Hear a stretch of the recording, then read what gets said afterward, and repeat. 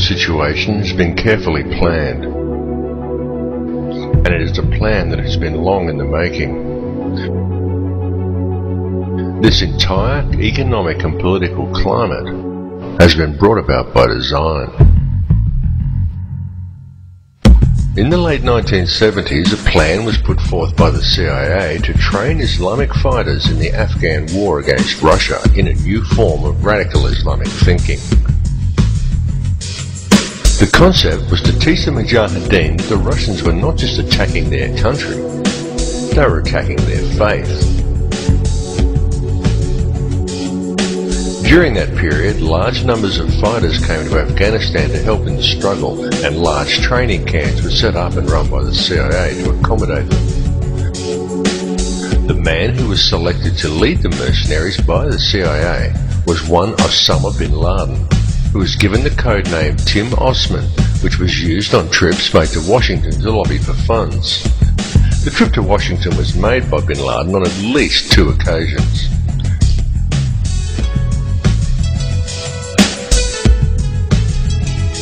During this period, the CIA taught this new form of radical Islamic thinking and provided terrorist training to hundreds of thousands of Islamic fighters, being careful to also keep a comprehensive database on all the people that they had trained. The Arabic name for this terrorist database was Al-Qaeda.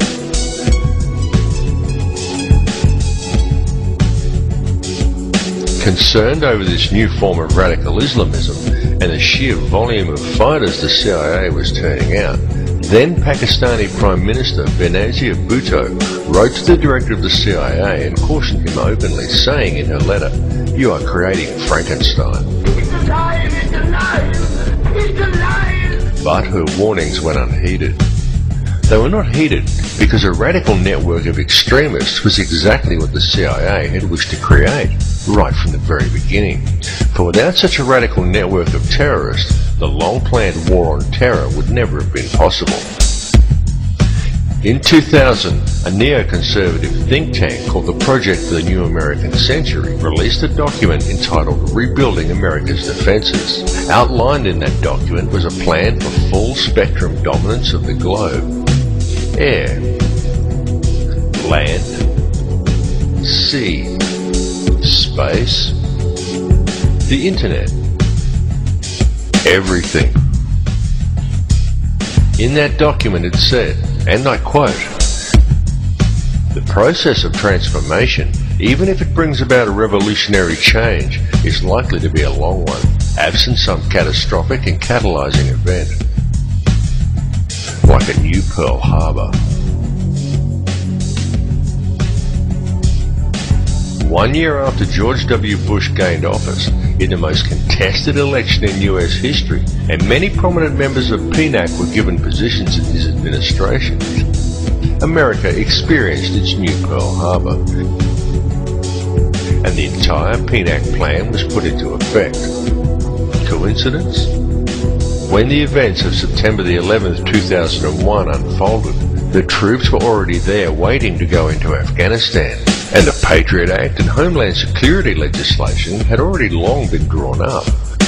They were already there, just waiting for the right event in order to introduce them. So when 9/11 happened, cui bono? Who benefited? Afghanistan? Iraq? Did any Arab country? No. But the Bush administration was given an open checkbook with which to take control of the Afghani poppy fields, the Iraqi oil fields, and the oil-rich and natural gas-rich Caspian Basin. And all protests to the invasions of the two countries was squashed before it started. Then the 7/7 bombings in London occurred, and again, who benefited? Islamism? Hardly. But support for the war in Iraq knew no bounds. The Blair government secured a massive increase in police and military funding, and was also able to install thousands of domestic surveillance cameras throughout England. And then amid massive war protests in Australia, we saw the Bali bombing. And yet again, who benefited?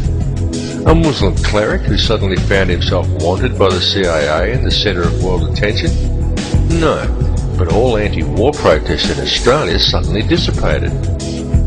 The Australian Prime Minister John Howard received a huge boost in popularity. The Australian police got to establish themselves as the local police of the entire Australasian region. And both the Australian and the Indonesian military secured massive increases in funding. So who really benefited?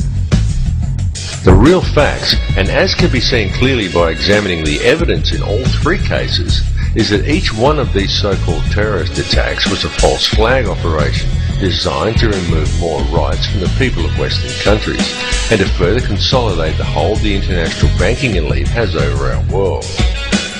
The information on all these cases exists. It's out there in the public domain. Please do the research, because the media is just not telling you. A large portion of Al-Qaeda funding comes from the Pakistani ISI, and it still does. And yet the ISI is an openly admitted and funded wing of the CIA. The CIA created hundreds of thousands of extremists and trained them in radical Islamic thinking, and it kept a database on them all. All these extremists still receive funding from the CIA channeled to them via the ISI and don't even realize who they are funded by. Osama bin Laden has been a CIA asset right from the start, and when the US decided to go after bin Laden, they used the name of the CIA database as a terrorist organization. The war on terror is fake. It's a setup. There is no global network of terrorists waiting around every corner to blow everybody up. It's a myth. All the bombings are carefully orchestrated and follow a noticeable pattern, and you are never given the true facts or an objective look at the evidence in any one of these cases. And just think about it. A few years ago, no one had ever heard of Al-Qaeda. Yet now, almost every mishap in the world is blamed on them, and yet no one can seem to find any of them. Occasionally, some CIA asset that we've never seen before comes on the screen and says a few condemning words, and we're supposed to take that as confirmation. Can you see how easy it is for them to pull this scam off simply by controlling the media? And while people have been distracted and living in fear of terrorism, international law enforcement borders have been slowly eroded away. For example, to clean up after the recent tornadoes in America, Canadian soldiers were used. Australian and Indonesian